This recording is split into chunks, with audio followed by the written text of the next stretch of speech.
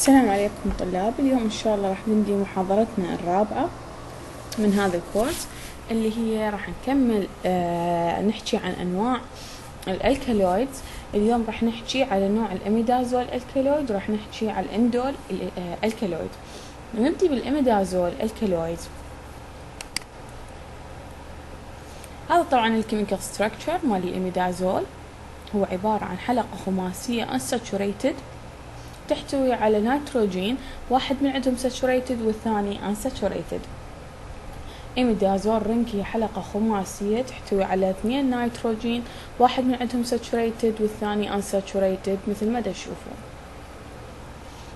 The important drugs of this group are pilocarpine, the imidazole glyoxylene ring in the principal nucleus in pilocarpine.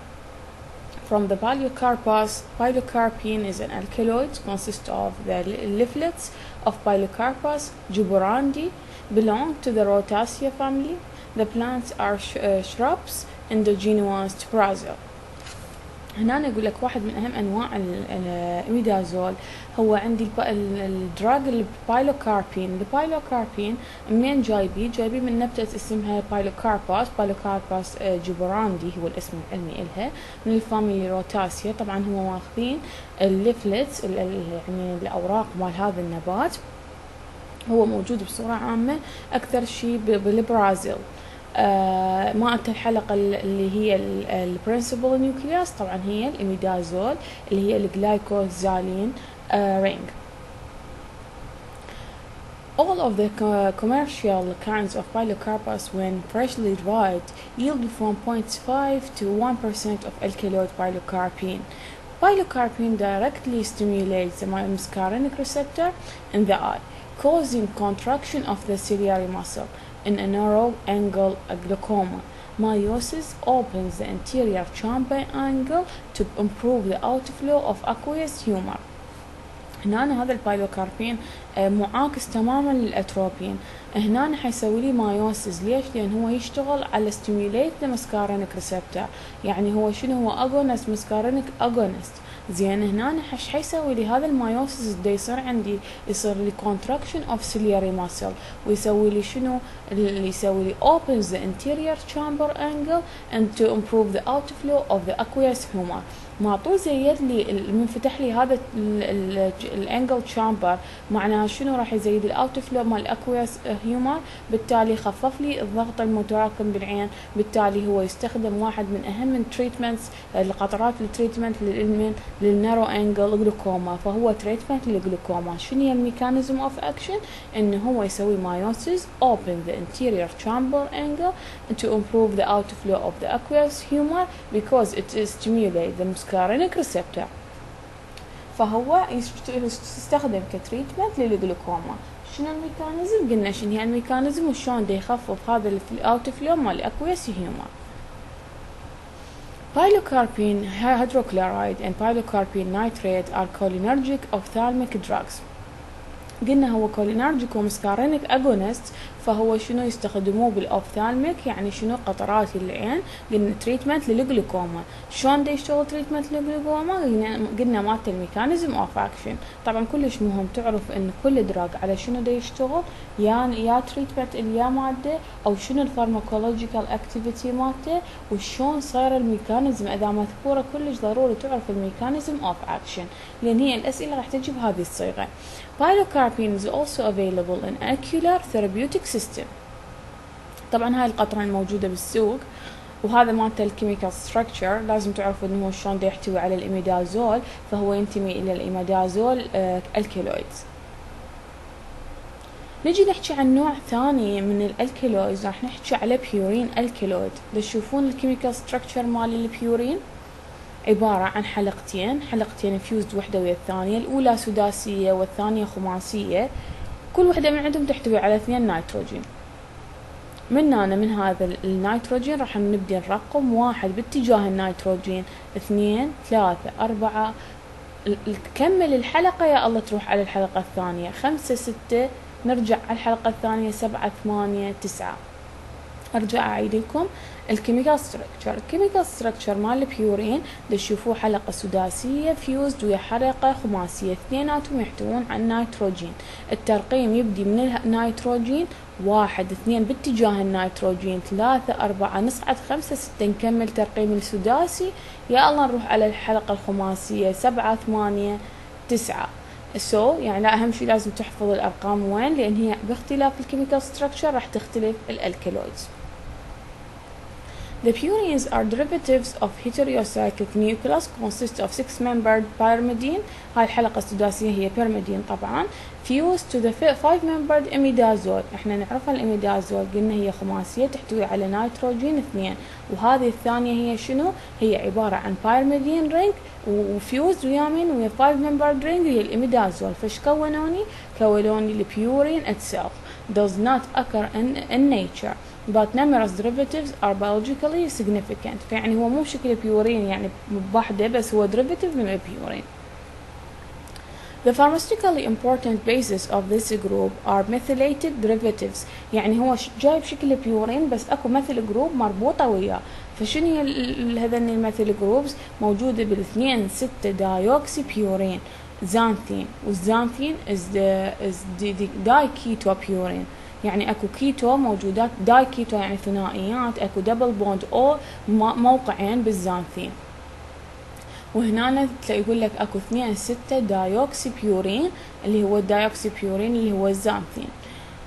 الكافايين هو 1 3 7 ترايميثيل زانثين، والثيوفيلين اللي هو 1 3 دايميثيل زانثين، والثيوبرومين اللي هو موجود ب3 7 دايميثيل زانثين دراج. هنا هذا الكيميكال ستراكشر حتى لا يصير عندكم حتى تربطون الكلام يعني بيه ستراكشرات اللي دا احكيها اني. احنا قلنا الزانثين، احنا قلنا موجود، هو مو موجود بيورين بشكل بيور، موجود بشكل شنو؟ موجود قلنا ميثيليتد ديريفاتيفز. هذا الزانثين اللي هو مشتق من البيورين، بس اكو قلنا داي كيتو تشوفون، قلنا الداي كيتو وين موجوده الداي كيتو؟ 2 6. هذا الترقيم، هذا مكان 2 وهذا المكان مال الستة، مثل ما تشوفون 2 6 داي كيتو اللي هو داي كيتو او نسميه دايوكسي بيورين، يعني هو دايوكسي بيورين. نجي الميثيليشن صاير على هذا الزانثين. الميثيليشن مال الكافاين جاي وين بيا رقم 1 و3 و7. تشوفون 1 و3 و7 يعني عنده ثلاثيات 1 و3 7، بينما الثيوفيلين عنده بالواحد وعنده بالثلاثة. 1 و3 دايميثيل زانثين، هذا الثايوفيلين عنده بالواحد وعنده بالثلاثة، بالسبعة ما موجود. هذا اختلاف عن الكافاين. الثيوبرومين الواحد ما موجود، فإذا شنو بالثلاثة والسبعة. نرجع، هذا دايوكسي بيورين اللي هو الزانثين. methylated derivatives من عنده طبعا مطيني كافاين اللي هو 1 3 7 زانثين، والثيوفيلين اللي هو 1 3 زانثين، والثيوبرومين اللي هو 3 7 دايميثيل زانثين. نجي نحكي على البلانتس اللي تحتوي على البيورينز او المشتقات اللي كافاين والثيوبرومين والثايوفيلين. اول وحده هي الكولا او الكولا ناتس اللي هي dried cotyledon of cola annatata اللي هي Strelacea family. It yields not less than 1% of anhydrous caffeine. يعني الكولا بها كافاين. Cola nuts is important because of its caffeine content and its flavor. الكولا احنا نعرفها فتكون بها flavor كلش يعني يستخدم بهواي مشروبات.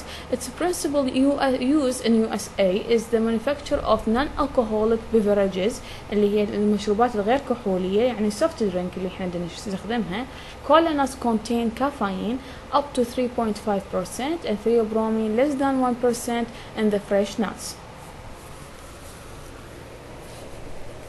These purine derivatives are bound to the tannin cola catechine. During the drying process, the complex is split, yielding free caffeine, theobromine, and converting the colorless cola catechine to red-brown cola red. الاستخدامات مالت uses. Cola possess the central stimulation activity or action of caffeine. It is an ingredient in several carbonated beverages. احنا لهذا نستخدم البيبسي او الكولا، طبعا هي نفس المادة اللي هي جاية من هاي النبتة الكولا ناتس. تشوفوها طبعا هي carbonated beverages احنا نصيح لها، هي تحتوي على الكافيين، فلهذا من نشربها نحس انه صار عندنا stimulation، هي تشتغل على central stimulation activity. اللي تحتوي على شنو؟ تحتوي على الكافيين، فهي شنو ستيمولانت؟ الكولا او الكوكا كولا او البيبسي او الكربونيتد بيفرجز اللي هي شنو؟ اللي جايه من هاي النبته الكولا ناتس. هاي طبعا شكلها. نجي نحكي على الكوفي بين or coffee seeds is the ripe seed of coffee arabica اللي فاميلي مالتها روباسيا. Deprived of most of the seeds called roasted coffee is the coffee roasted until it acquires a dark blonde color. يعني لونها أخضر بلون عادي، بس إحنا نسويها roasting إلى أن يصير لونها هذا اللون الجوزي. Develops the characteristic aroma، تعطيني هي هاي الريحة. Coffee seeds contain from 1 to 2% of caffeine, 3 to 5% tannin, and 10 إلى 13% protein. The aroma of coffee is caused by oil, none of caffeol. هاي الريحة يعني المميزة مال الكوفي سببها شنو؟ اكو اويل بيها نسميه كافيول. Consisting of about 50% furfuryl with traces of valerianic acid والفينول and pyridine. طبعا هاي المحتويات مال الكوفي. It is produced during the roasting process. At the same time, the caffeine is freed from its combination with chlorogenic acid, with which it exists in unroasted seed. الكلوروجينيك أسيد طبعا هو فد مادة كلش مهمة يستخدموها الأثليتكس اللي هم الرياضيين. ليش؟ لأنها تعطيهم انرجي وتعطيهم شنو قوة بأنه هو يكمل رياضة حتى لو هو شوية تعبان. الكلوروجينيك أسيد طبعا همات هي من المواد اللي تستخدم للسليمينج ايجنتس اللي هي مواد تنحيفية، فلهذا نشوف الجرين كوفي موجودة بشكل بيلز تستخدم لهذا الغرض اللي هي تعطيني انرجي وبنفس الوقت تعطيني شنو كسليمينج ايجنت. ما نلقي القهوة بشكل حبوب اللي هي روستد، لا الجرين كوفي اللي هي تحتوي على كلوروجينيك أسيد. قلنا بالروستنج راح نفقد هذا الكلوروجينيك أسيد، فراح يفقد هاي السليمينج اكتيفيتي وهاي الانرجي اللي انا دا احصلها من الكلوروجينيك. طبعا الكافيين هم ينطيني هذا الستيميوليشن. The caffeine may be partially sublimated during the roasting، يعني يقول لك حتى الكافيين شوية ممكن اخسر من عنده during the roasting. Most of the caffeine of commerce is collected in condensers attached to coffee roasters. The action of coffee depends principally on the caffeine, which act as the CNS and kidney muscles and the heart. يعني هي القهوة مالتي الروستد كوفي اللي نحكي عليها هي الاكتيفيتي مالتها سببها كافيين، مثل ما نعرف قلت لكم الجرين كوفي بيها الكلوروجينيك اسيد اللي يعطيني هاي الاكتيفيتيز. الروستد كافي اللي هي شنو؟ تحتوي على الكافيين اللي هو يشتغل stimulation للسي ان اس ويشتغل على الهارت ويشتغل على الكدني. The used cup of brewed coffee contain about 100 to 150 milligram of caffeine. A cup of instant coffee contain about 80 to 85 to 100% milligram of coffee. For comparative purpose of caffeine content, a cup of tea contains 60 to 75 milligram of caffeine. Coca contains 5 to 40 milligram of caffeine, and cola drink contains 40 to 60 milligram of caffeine. هنا هاي طبعا الجرعة اللي الموجودة مكونات الكوفي والكولا. أفرق لكم بين المكونات اللي يقول لك اللي برود كافي تكون تحتوي على من 100 إلى 150 ملغرام من الكافيين، بينما الانستنت كافي اللي تحضيرها يكون السريع بس تذوبها بالماء الحار هي تحتوي على تقريبا من 85 إلى 100 ملغرام من الكافيين. عندي الشاي يحتوي على 60 إلى 70 تقريبا 75. الكاكاو من 5 إلى 40 يعني أقل من الشاي. والكولا درينك 40 إلى 60 يعني عندك الكاكاو هو أقل واحد، يجي ورا الكولا وبعدين الشاي وبعدين عندي الانستنت كوفي وبالنهاية الأعلى واحد هو البرود كوفي اللي احنا نستخدمها طبعا والتركش. The estimated maximum daily dose of caffeine is 1.5 جرام. يعني تشوفون الجرعة مالتي الأعلى نسبة أقدر أحصلها هي 1.5 جرام. Although coffee is mainly a dietetic يعني شنو يستخدموها بالدايت. It is also used as a stimulant. أنا قلت لكم شلون يستخدمها slimming agent. It is also used to stimulant and diuretic. It is also valued in the treatment of poisoning by certain CNS depressant. نعطي الكافيين إذا عندي CNS depressant poisoning. Decaffeinized coffee طبعا اكو انواع من الكافي شايلين من عند الكافيين. It is prepared by extracting most of the caffeine from the coffee bean, yet retaining the pleasant characteristic aroma of the coffee. Such preparation normally contain up to 0.08% of caffeine. تشوفون يعني النسبة احنا بديش نقول من 100 إلى 150 ملغرام من الكافيين. هاي ما بيها نسبة كافيين. كلها شايليها بالاكستراكشن لان اكو ناس تطلع عندهم اعراض تاكيكارديا او ممكن يرفع لهم عندهم مشاكل يعني بالهارت او ممكن يصير عندهم شويه نوع من انواع الادكشن لانهم يوميا دا يستخدموها فيبدون يحاولون على الديكافينيتد لانهم متعودين ياخذون كافي الصبح فيشربون كافي لانهم يحبون طعمها يعني بس ما يريدون هذا التاثير مالتها فيستخدمون هذا النوع اللي هو ديكافينيتد اللي هو هواي طبعا من القهاوي اللي يعني بالخارج العراق اكثر من هنا اللي هي تستخدم هذا النوع انه ما يستخدمون بيها كافي ما يستخدمون عفوا بيها كافيين بس هي يعني تظل محافظة على ريحتها وعلى مكوناتها بس ما بيها كافيين. هنا أنا أقول لك الكافيين وين موجود. السودا طبعا هو قصده بالكولا يعني والبيبسي وذن الأنواع. تي ليفز موجود بالتي وقلنا النسبة مالته وانرجي درينكس هم يخلون بها كافيين بنسبة كلش عالية أعلى من الطبيعي بحيث ولهذا الشخص اللي ياخذ هواية انرجي درينكس يشوف عنده يطلع أعراض مال الكافيين اوفر دوز. كوفي طبعا والشوكليت هم تحتوي بها كاكاو واسبريسو بينز يعني هي قصده نفس الكوفي بينز. نجي نحكي على نبتة ثالثة اللي هي الجورانا. It is the dried paste of the crushed seed of Paulownia copana اللي هي الفاميلي Sapindaceae. It contains 2.5 to 5% of caffeine. Also it contains 25% of tannin. Guarana enters into the preparation of stimulating beverage.